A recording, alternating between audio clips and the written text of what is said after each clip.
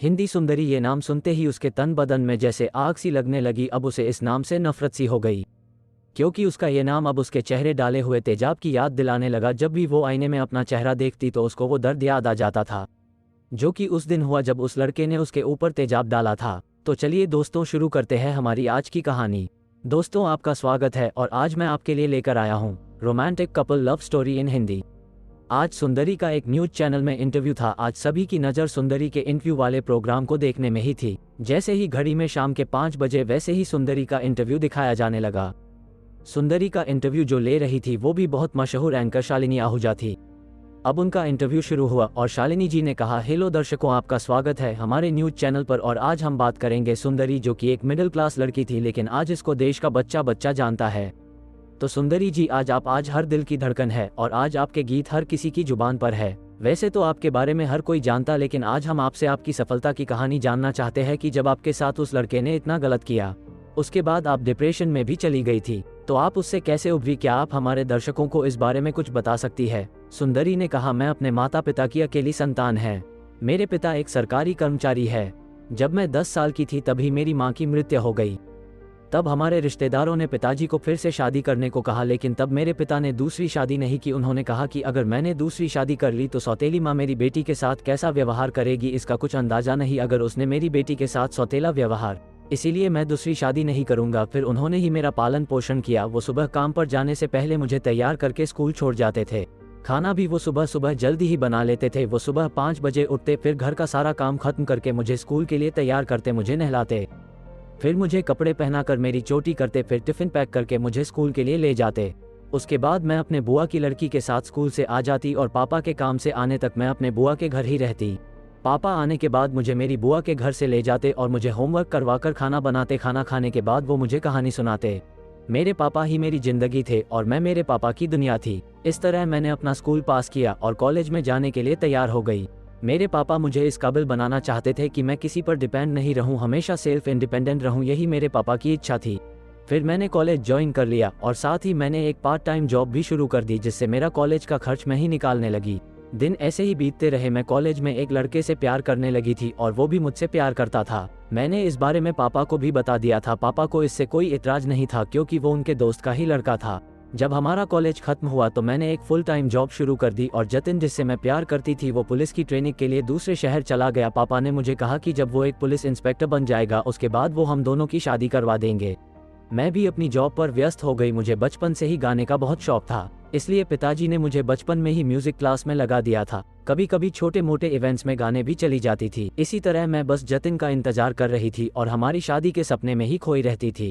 लेकिन किस्मत को कुछ और ही मंजूर था। एक दिन एक लड़का जिसका नाम शिवा था मेरे सामने आया और मुझे एक फूल देकर कहा, मैं तुमसे प्यार करता हूँ, मुझसे शादी करोगी? मैंने उसको मना के दिया। मुझे लगा कि अब वो मुझे परेशान नहीं करेगा, लेकिन अब वो रोज मुझे परेशान करने लगा। रोज वो एक गुलाब लेकर आता, वो मेरे ऑफिस के बाहर ही बैठा रहता और मेरा इंतजार करता रहता।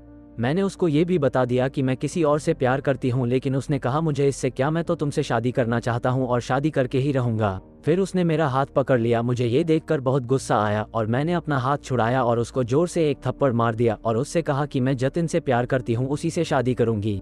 उसके बाद मैं वहां से चली आई। अगले दिन जब मैं ऑफिस से बाहर आई तो वो सामने ही खड़ा था। उसने मुझे कहा कि मुझे माफ़ कर दो, तो मैंने कहा कि कोई बात नहीं, मैंने तुम्हें माफ़ किया। उसके बाद वो जोर जोर से हंसने लगा और कहा, तूने क्या सोचा, ये शिवा तेरे थप्पड़ से डर गया है, तू मेरी नहीं होगी तो मैं तुझे किसी का भी नहीं होने दूंगा। उसके बाद उसने अपने हाथ में रखी एक शीशी का तेजाब मेरे चेहरे पर डाल दिया और वहां से भाग गया। मेरा चेहरा उससे बुरी तरह जल गया। उस समय मुझे इतनी जलन हुई, मैं बता भी नहीं सकती। भगवान इतनी तकलीफ किसी के भी न दे। उसके बाद मुझे मेरे कलीग्स ने जल्दी से हॉस्पिटल में भर्ती किया और मेरे पिताजी को भी बुला लिया। उनकी क्या हालत हुई होगी मैं अच्छी तरह से समझ सकती हूँ। वो मुझे कितना प्यार करते हैं ये मैं जानती हूँ। मेरा इलाज कई दिनों तक चला। जब मुझे होश आया और जब मैंने अपना चेहरा देखा तो मेरे दुख का अंदाजा कोई भी नहीं लगा सकता, मैं इतनी दुखी हो गई। फिर मुझे डिस्चार्ज किया गया। जब मैं घर पर आई तो मैं अपने चेहरे को शीशे में देख देख कर रोने लगी। तब मेरे पापा ने कहा, बेटा चिंता मत करो, मैं तुम्हारे साथ हूँ, तुम कभी अकेली नहीं हो, मैं तुम्हारा पापा तुम्हारा साया बनकर हमेशा तुम्हारे साथ रहूंगा। मैं बिल्कुल टूट चुकी थी। मैंने जतिन के साथ जो सपने देखे थे वो सब अब राख हो चुके थे।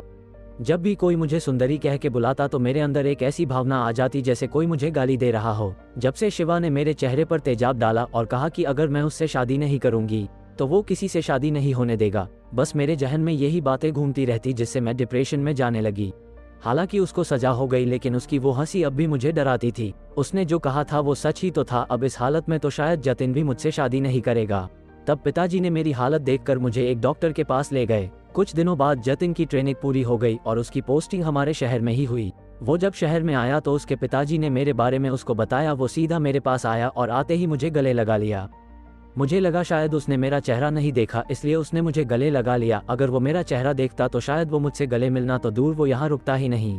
उसने कहा, सुंदरी कैसी हो तुम सोच भी नहीं सकती कि ये इतने दिन मैंने वहाँ पर कैसे बिताए। तुमने मुझे एक चिट्ठी भी नहीं भेजी। मैंने जतिन को कहा, क्या तुमने मेरा चेहरा नहीं देखा? जतिन ने कहा, हाँ देखा, क्यों क्या हुआ? जिस चेहरे को मैं खुद देखना पसंद नहीं करती उसको देखकर तुम इतना नॉर्मल बात कैसे कर सकते हो? तब जतिन ने कहा, मैंने तुमसे प्यार किया है, तुम्हारे चेहरे से नहीं। और मैं तुमसे पूछता हूँ, अगर मेरे साथ ऐसा होता तो? तब मैंने उसके मुंह पर हाथ रखा और कहा, भगवान ना करे तुम्हारे साथ ऐसा हो। उसने कहा, तुम्हारे पिताजी कहाँ हैं? मैंने कहा, बाहर गए हैं, आते ही होंगे। जतिन की बातें सुनकर अब मेरे अंदर आत्मविश्वास बढ़ गया था। जतिन ने कहा, हमारी शादी के लिए मैंने बस मेरी ट्रेनिंग का इंतजार करने को कहा था। अब पिताजी से कहकर जल्दी से किसी पंडित को बुलवाकर हमारी शादी की तारीख निकलवा लेना। तभी जतिन को किसी का फोन आता है। वो कहता है कि वो अभी निकल रहा है, शाम को आता हूँ, अभी कुछ काम है। जतिन से मिलकर और उसकी बातों को सुनकर मेरा मन हल्का हो गया। ऐसा लगा जैसे मेरे मन से कोई बोझ उतर गया था। कुछ दिनों बाद हमने शादी कर ली। पापा भी हमारे साथ ही रहते थे। मैंने कॉलेज के समय में ही जतिन को कहा था कि मैं शादी एक ही शर्त पर करूंगी, पापा भी हमारे साथ ही रहेंगे। उसको ये बात याद थी। वो मेरी हर छोटी से छोटी बात का ध्यान रखता था। जतिन को पता था कि मुझे गाना गाना बहुत पसंद है, तो उसने मेरे लिए एक गिटार लिया था और मेरे गीतों के वीडियो सोशल मीडिया पर डालते रहे। धीरे धीरे मेरे गाने भी वायरल हो गए। उसके बाद तो आप सब जानते ही है। सुंदरी कहती है, शालिनी जी मैं एक बात कहना चाहती हूँ। शालिनी जी कहती है, ठीक है कहो। सुंदरी कहती है, मैं आजकल के आशिकों से एक बात कहना चाहती हूँ कि आप किसी को प्यार करते हो और वो मना कर दे तो आप वैसा किसी लड़की के साथ मत करना जैसा शिवा ने मेरे साथ किया। बहुत तकलीफ होती है, बहुत दर्द होता है, मन हर वक्त मरने को करता है। मुझे तो मेरे पापा और जतिन के प्यार ने बचा लिया, लेकिन हर किसी लड़की के जीवन में ऐसे लोग नहीं होते। फिर सुंदरी की आंखों से पानी आ जाता है। सभी लोग जो उसका इंटरव्यू देख रहे थे उनकी आंखें भी हम हो जाती है। बस इतनी सी थी सुंदरी की आत्मकथा। दोस्तों, आपको ये romantic couple love story in Hindi कैसी लगी? कमेंट करें। अगर अच्छी लगे तो शेयर भी करें।